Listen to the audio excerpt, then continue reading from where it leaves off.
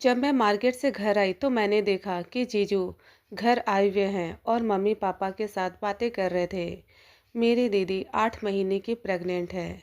तो दीदी ने जीजू को भेजा है सालनी को अपने जहाँ ले आने के लिए, ताकि मैं दीदी की प्रेगनेंसी के टाइम देख रेख कर सकूँ। दीदी ने फ़ोन पर ही मम्मी पापा से बातें कर ली थी और मम्मी पापा ने मुझसे इजाज़त ले ली थी। तो मैंने कहा था कि मैं चली जाऊंगी, मुझे कोई दिक्कत नहीं है और मैं दीदी के साथ कुछ समय बिता सकूंगी। जीजू को मैंने नमस्ते किया और जीजू ने भी मुझे नमस्ते किया। जीजू की निगाहें मुझे आने बहाने देखते रहती है। उनकी नज़रों से साफ पता चलता है कि मुझे लेकर उनकी फीलिंग कुछ और है। मेरे जीजू इतने स्मार्ट हैं कि कोई भी लड़की उनकी दीवानी हो जाए। जीजू दोपहर के समय जहाँ हमारे घर लखनऊ आए थे और अब हमें ट्रेन से शाम के समय भोपाल के लिए दीदी और जीजू के घर निकलना था। तो मैं अपनी पैकिंग समय रहते कर ली और मम्मी पापा ने कहा, सालिनी अपनी दीदी का ध्यान रखना। मैं हाँ में गर्दन हिला दी। अब हमारा घर से निकलने का समय हो चला था। जीजू ने कहा, सालिनी हमें स्टेशन करीब पहुंचने में आधे घंटे लग जाएंगे।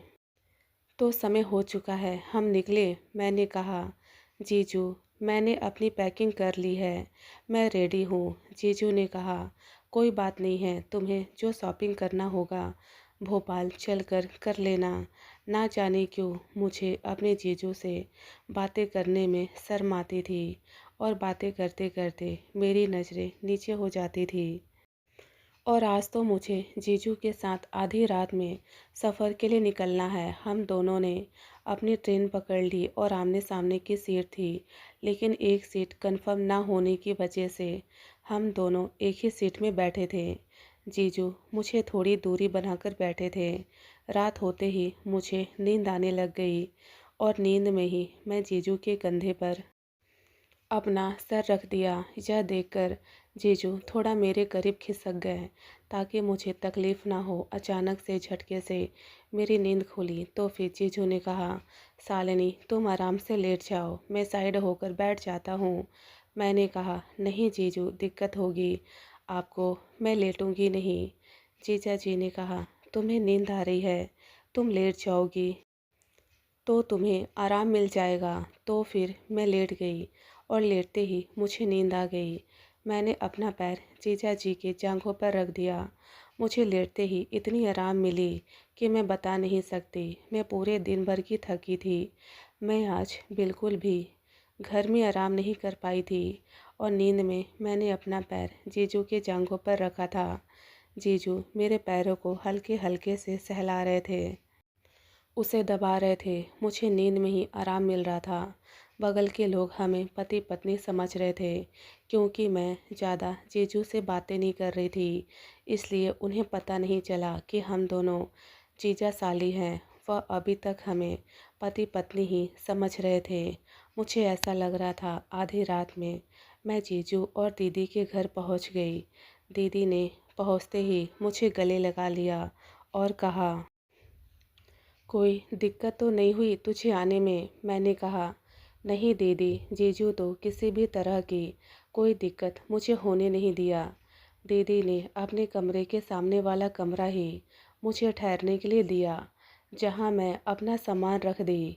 दीदी की प्रेगनेंसी का 8वां महीना चल रहा था, इसलिए मैंने सोचा कल से ही मैं घर का सारा काम संभाल लूँगी।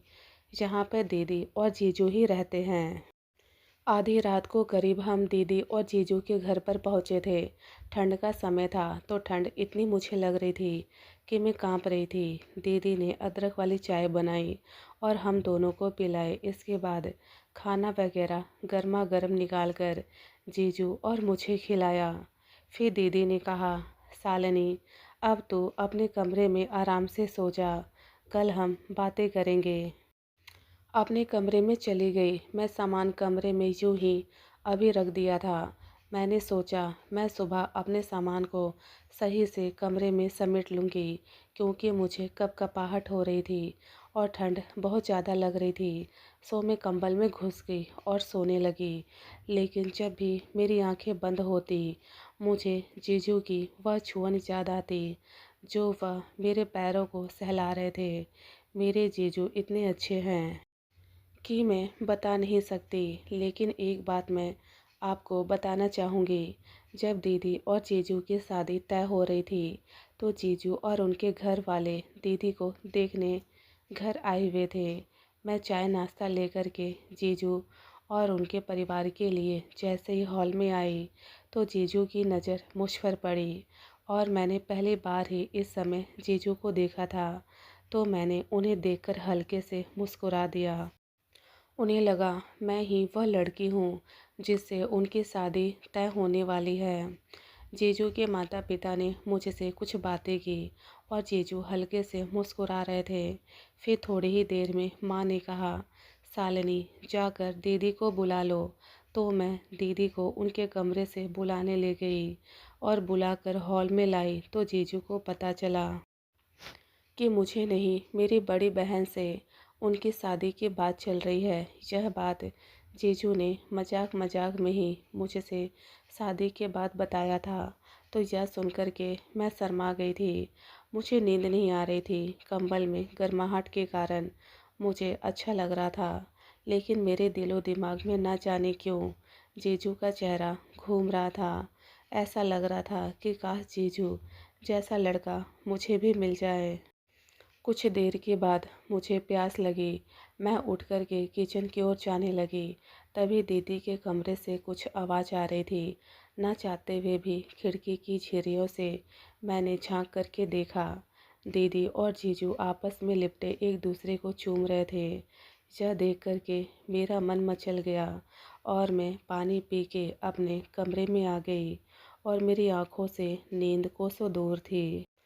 सुबह हुई। मैं नहा करके जैसे ही वॉशरूम से बाहर निकली, इस समय जीजू कमरे में आए। वह मुझे देखते ही रह गए। मैं तौलिए में लिपटी थी। जीजू एकटक मुझे निहार रहे थे। मैंने जीजू का इस तरह पहली बार देखा था। लेकिन जीजू का इस तरह से मुझे देखना ना जाने क्यों अच्छा लग रहा था। जीजू धीरे धीरे मेरे करीब आए। वह मेरे होठों को जो लग रहा था कि चूमना चाह रहे हों। उनकी आंखें लाल हो रही थी। वह अपने हाथों को धीरे धीरे मेरे चेहरे के पास ले आए। मेरे चेहरे से पकड़कर होठों के करीब ले आए। फिर एक झटके से अपने हाथ हटाकर बोले, मुझे माफ़ करना। मैं बिना दरवाज़ा खटखटाए अंदर आ गया। मैं ऑफिस जा रहा हूँ। तुम्हारी दीदी सर में थोड़ा दर्द बता रही है।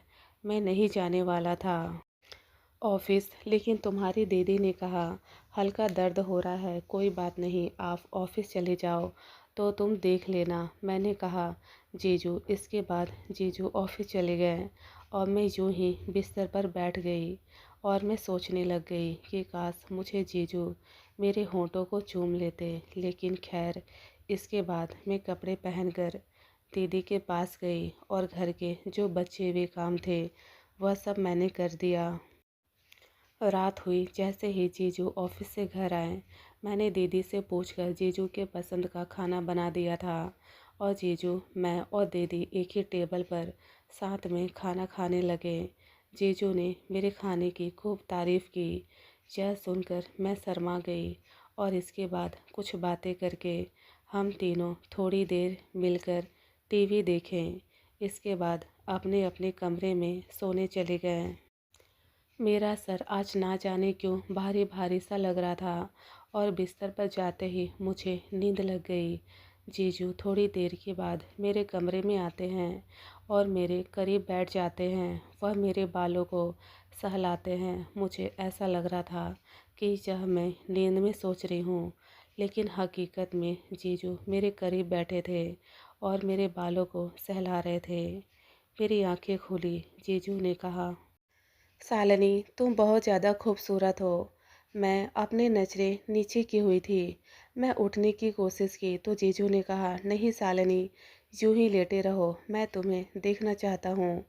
यह सुनकर मैं शर्मा गई और जीजू मेरे होठों को अपनी उंगलियों से मसलने लगे। मुझे अजीब सा नशा छा रहा था। जीजू भी नशे में लग रहे थे और जब मुझे लग रहा था कि जीजू मुझे बाहों में भर ले, जीजू मेरे होठों से होकर मेरे सीने को सहलाने लगे। मैं कसमसाने लग गई। जीजू ने मेरे शर्ट के एक एक बटन धीरे धीरे करके खोल दिए। इसके बाद मेरे ब्रा को खोल करके उन्होंने बिस्तर पर फेंक दिया और उन्होंने मुझे बाहों में भर करके मेरे पूरे जिस्म को चूमने लगे। मुझे अब रहा नहीं जा रहा था। मैंने भी जीजू को बाहों में भर लिया और वह सब करने की इजाज़त दे दी जो जीजू की आंखों में झलक रहा था। शालिनी, मैं तुम्हें जब से पहली बार देखा था तब से ही तुम मेरी नज़रों में बसी हुई हो, लेकिन मैं तुम्हारी बहन से धोखा नहीं करना चाहता था। लेकिन जब तुम्हें नहा करके गीले बालों में तौलिए में लिपटे देखा तो मैं अपने आप को रोक न पाया। आज ऑफिस में भी मेरा ध्यान काम पर ना था। मेरे ख्यालों में तो तुम बसी हो। जीजू मेरे पूरे जिस्म को चूम रहे थे और कह रहे थे, आई लव यू शालिनी, मैं तुमसे बहुत प्यार करता हूँ और तुम्हें पा लेना चाहता हूँ। जीजू का एक हाथ मेरे नीचे के जींस के अंदर था और वह मुझे ज़ोर ज़ोर से सहला रहे थे। मैं चाहकर भी कुछ न बोल पा रही थी। यूँ लग रहा था मेरा शरीर बस जीजू के बाहों में कसा रहे। आज मेरे साथ वह सब हुआ जो मैं भी चाहती थी। इसके बाद से हर रोज़ आधी रात को जीजू मेरे कमरे में आते और मुझे जी भर अपने बाहों में भरकर प्यार करते, मेरे पूरे जिस्म को चूमते। ना जाने क्यों मैं यह सब हर रोज़ जीजू के साथ करते रही, जो कि गलत था, लेकिन मैं पूरी तरह से जीजू की हो जाना चाहती थी। मुझे जीजू दिलो दिमाग से इतना ज़्यादा पसंद थे कि मैं जीजू के साथ सब कुछ करना चाहती थी। जीजू ने एक रात मुझे अपनी बाहों में भरकर कहा, शालिनी, जब से तुम्हारी दीदी प्रेग्नेंट हुई है तब से मैं तुम्हारी दीदी के साथ संबंध नहीं बना पाया हूँ, क्योंकि डॉक्टर ने सख्त मना किया था कि अभी शारीरिक संबंध नहीं बने वरना दिक्कत आ सकती है। तो फिर बस मैं ऊपर ऊपर ही उसे चूम लिया करता था ताकि मेरी उत्तेजना शांत हो सके। लेकिन उस दिन जब मैं तुम्हें तौलिए में देखा और पूरे जिस्म को मैं देखता ही रह गया, उस समय तो बहुत मुश्किल से मैंने अपने आप को रोक लिया, लेकिन इसके बाद मैं अपने आप को नहीं रोक सका। शालिनी, तुम भी मुझसे प्यार करती हो ना? यह सुनकर मैं जीजू के गले लग गई और कहा, यदि मैं आपसे प्यार न करती तो मैं अपना सब कुछ आपको कैसे दे देती। मैंने जीजू से कहा, जीजू, यदि यह सब दीदी को पता चल गया तो मैं उनकी नज़रों से गिर जाऊंगी। जीजू ने कहा, तुम इसकी चिंता मत करो, मैं सब संभाल लूँगा, मैं तुमसे दूर नहीं रह सकता। यह बोल जीजू मुझे बाहों में भरकर प्यार करने लग जाते हैं और मैं भी उनकी बाहों में लिपट जाती हूँ। पता है, मेरा शरीर जीजू के प्यार के लिए तरस रहा था और जीजू ने तो पहली नज़र में ही मुझे पसंद कर लिया था। मुझे अंदर ही अंदर ना जाने ऐसा क्यों लग रहा था कि मैंने जो किया गलत किया, लेकिन जीजू के प्यार के सामने मैं बेबस हो जाती थी।